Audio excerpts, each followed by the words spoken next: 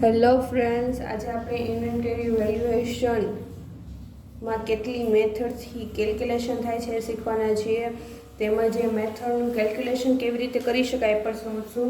Inventory valuation એટલે inventory means stock of goods in which manufacturer or trader deals regularly to earn income.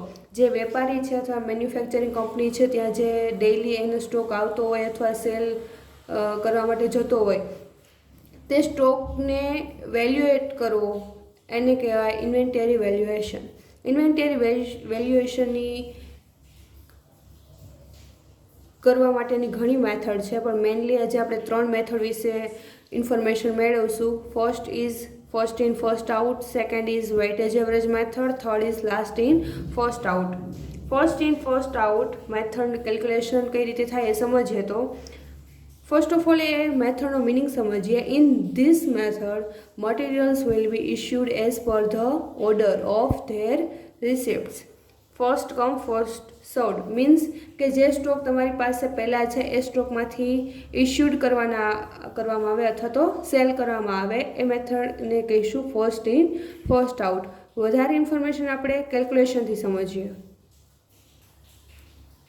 Okay, first sum ગણીએ તો the receipts and issue of an item of materials in a factory during March 2023 are as follows. 2023 March, 1st March opening balance 150 kgs at 20 rupees. 3rd March issued purchase. તો અહીંયા તમને issued અને પરચેસની information આપેલી છે. Return from job એ આપણે લાસ્ટમાં સમજશું, પણ અહીંયા જે ઇશ્યુડ અને પરચેસની ઇન્ફોર્મેશન આવેલી છે એટલે કે પરચેસ એટલે કે તે તમે જે મટીરિયલ ખરીદી કરો છો તે તમારા સ્ટોકમાં એડ થાય, જેને આપણે રિસિપ્ટ્સ કહેશું, અને જે તમે સેલ કરો છો અથવા તો પ્રોડક્શન માટે મોકલો છો એટલે કે એને ઇશ્યુ કહેશું. And then the receipts of the stock revealed that there was a shortage of 5 kgs on 31st March. ઓકે, આ સ્ટેટમેન્ટ આપણે લાસ્ટમાં સમજશું. Prepare stock register as per first in first out method, last in first out method and weightage average method.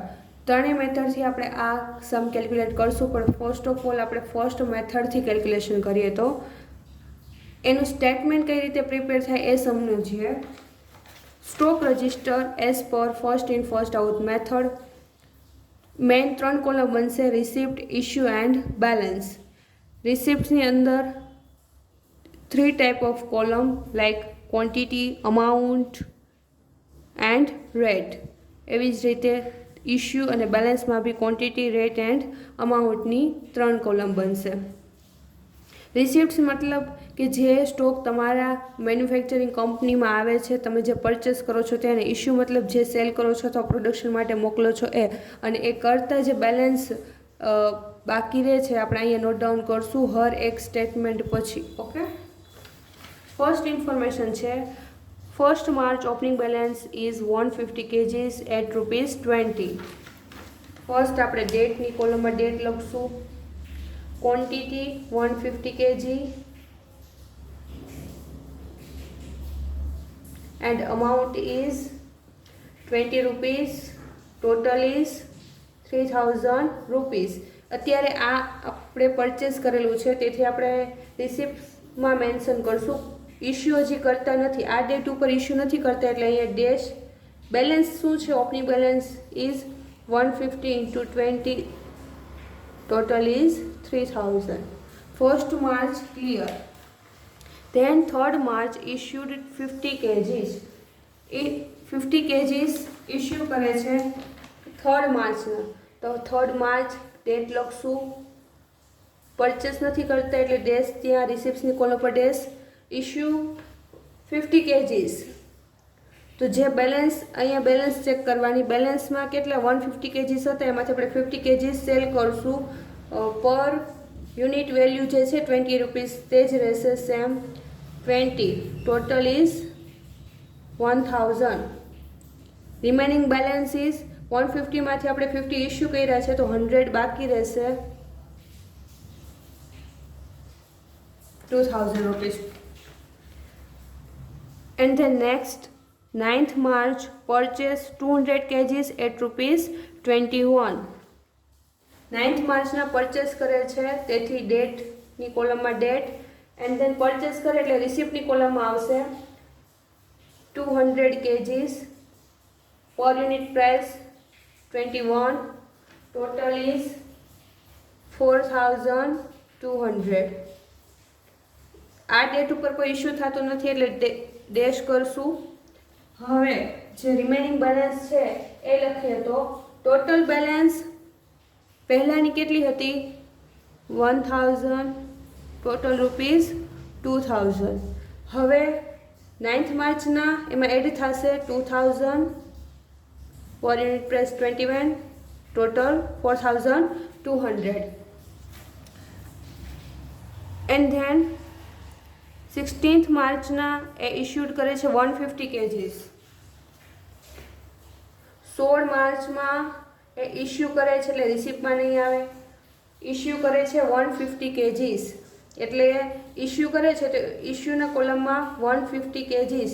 But કઈ રીતે, તો આપણી મેથડનું નામ શું છે, ફર્સ્ટ ઇન ફર્સ્ટ આઉટ. તો પહેલાં આપણી પાસે ફર્સ્ટ સ્ટોક 100 રૂપીસનો છે તો એમાંથી પહેલાં આપણે 100 સેલ કરશું અને પછી 200માંથી 50 સેલ કરશું.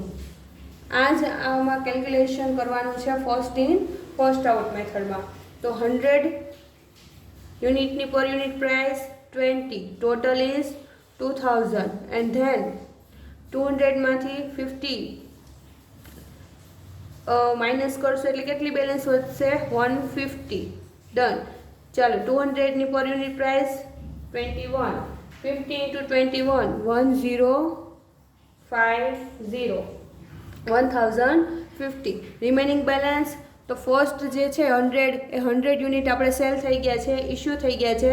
તો હવે 200માંથી બી આપણે 50 ઇશ્યુ કર્યા એટલે ટોટલ કેટલા થઈ ગયા 150 kgs થઈ ગયા.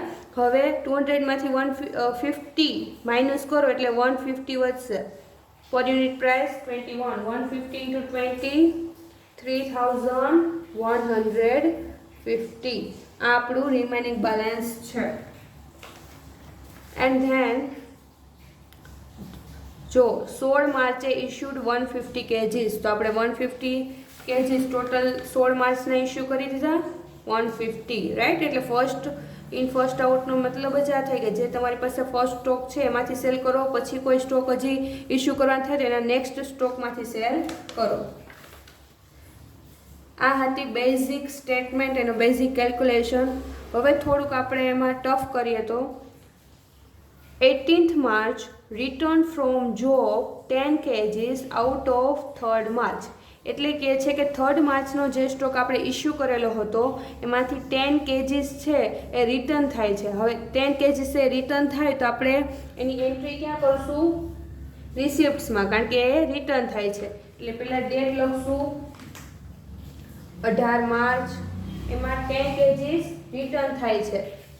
ડેટ આપણે 3rd માર્ચ આપેલી છે, 3rd માર્ચ અહીંયા છે. 3rd માર્ચમાં આપણે 50 kgs યુનિટ સેલ કર્યા હતા, ઇશ્યુ કર્યા હતા, એમાંથી 10 kgs રિટર્ન થાય એટલે 50ની પર યુનિટ પ્રાઇસ 20 હતી તો અહીંયા પણ કેટલી આવશે 20 એટલે ટોટલ ઇઝ 200 રૂપીસ.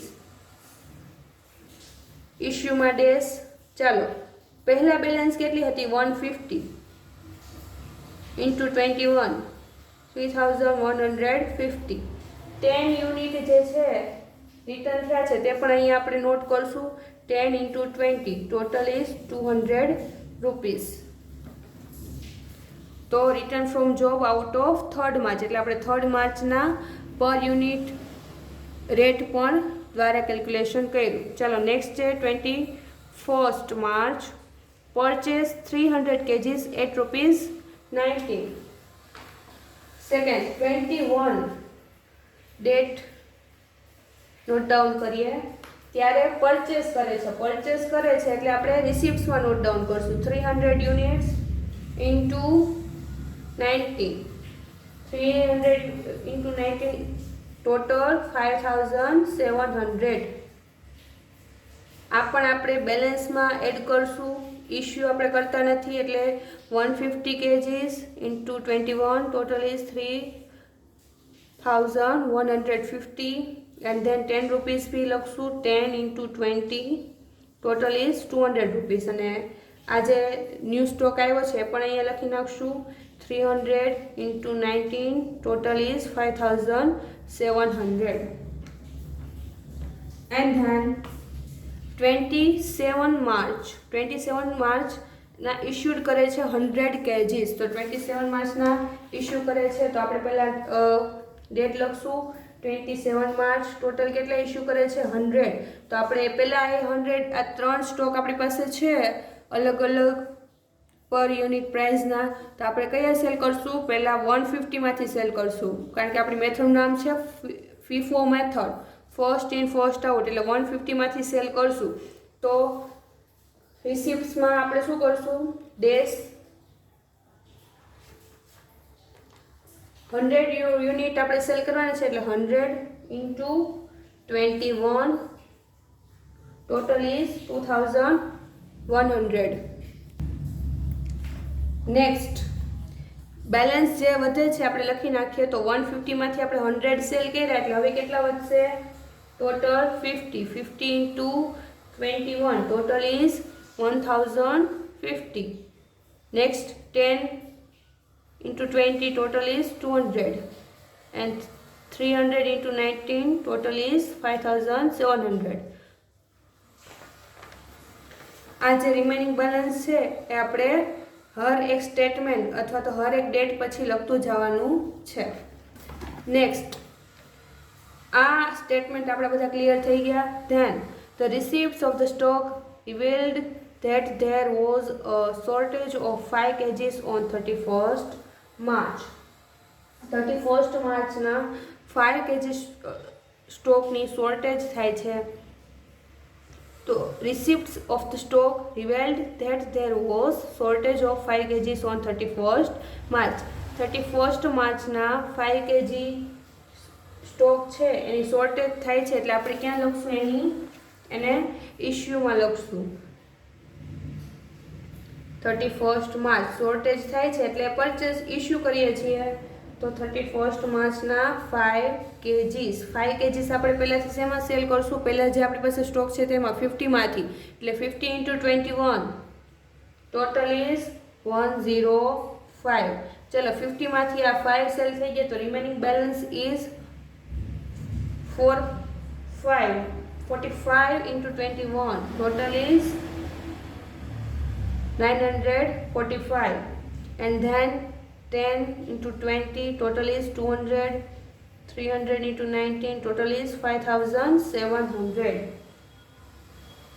આપણે આ બંને કોલમ જે ક્વોન્ટિટી છે ને અમાઉન્ટ છે એનું ટોટલ કરીએ તો 45 plus 10 plus 300 total is 350 then આ કોલમનો ટોટલ કરીએ જે આ ત્રણ અમાઉન્ટ છે એનું ટોટલ કરીએ તો 6875 અને આ કોલમ જે છે એનો ટોટલ કરીએ ક્વોન્ટિટી તો ટોટલ ઇઝ 305 એન્ડ આ કોલમનો ટોટલ થશે 6255 મતલબ ટોટલ માર્ચમાં કેટલા ક્વોન્ટિટી અથવા યુનિટ સેલ થયા છે તો 305 અમાઉન્ટ ઇઝ 6255 હવે એવી જ રીતે આ કોલમમાં ટોટલ કરીએ તો ક્વોન્ટિટી રિસિપ્ટ્સમાં ક્વોન્ટિટીનો ટોટલ છે 660 એન્ડ 13100 તો પરચેસ આપણે માર્ચમાં ટોટલ પરચેસ કરેલો સ્ટોક કેટલો છે 660 યુનિટ્સ એન્ડ ટોટલ ઇઝ 30100 એમાંથી આપણે સેલ કરેલો છે 305 end total is 6255 and remaining balance is 355 and total is 6875 આ હતી આપણી first in first out method thank you so much